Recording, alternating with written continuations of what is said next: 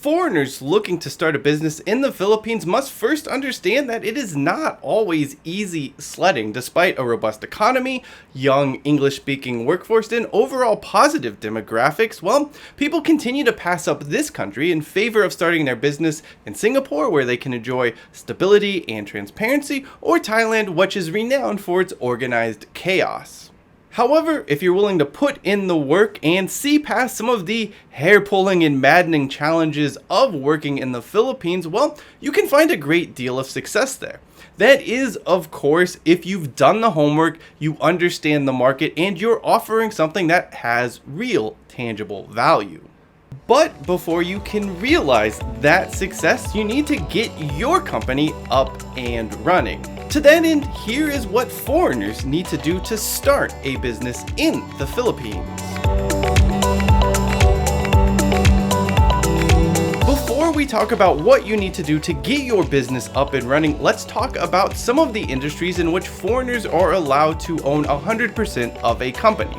These include wellness operators, insurance adjustment companies, lending companies and investment houses, trading centers offering short-term high-level skills development, B2B services, internet businesses, domestic enterprises, and export enterprises.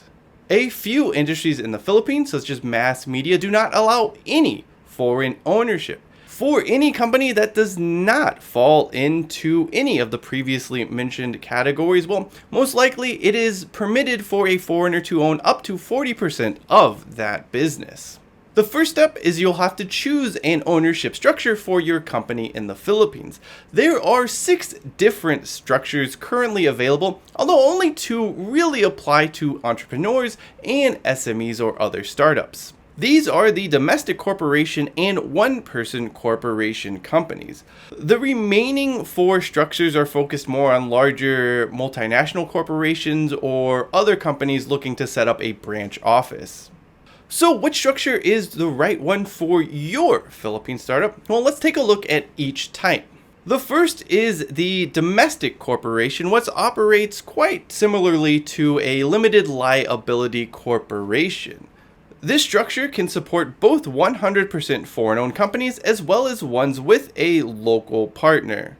Capital requirements do vary and are dependent upon if you're running an export-oriented company or a company that is targeting the local market. The second structure we're going to talk about is the one-person corporation, which is geared more towards entrepreneurs or single owners.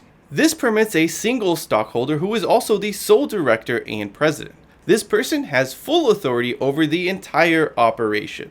Before starting your business in the Philippines, it'll be important for you to determine what structure is best for your needs. Step 2, well, next you're going to have to register the name of your business. For sole proprietors, you can do so at the Department of Trade and Industry. For businesses pursuing domestic corporation status, that name must be registered at the Securities and Exchange Commission.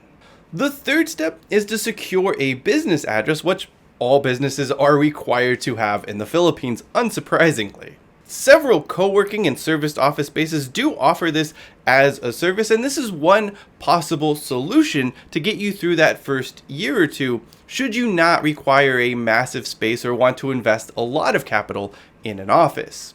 Step 4, well, you're going to need to get a taxpayer ID number, and you will do this at the Bureau of Internal Revenue.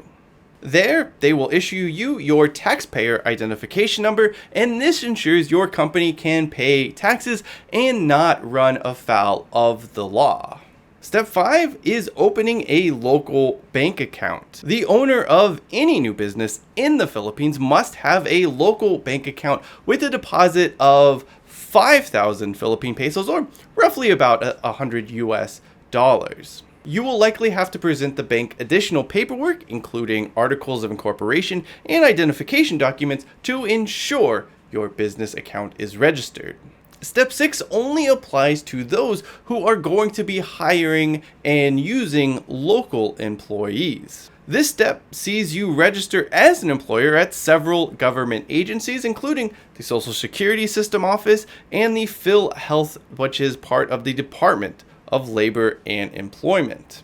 The final step, well, that's going to depend a lot on what type of business you're operating and where in the Philippines it is being run from, because this step requires you to handle all of those individual permits and other approvals that I can't really talk about everyone in this video.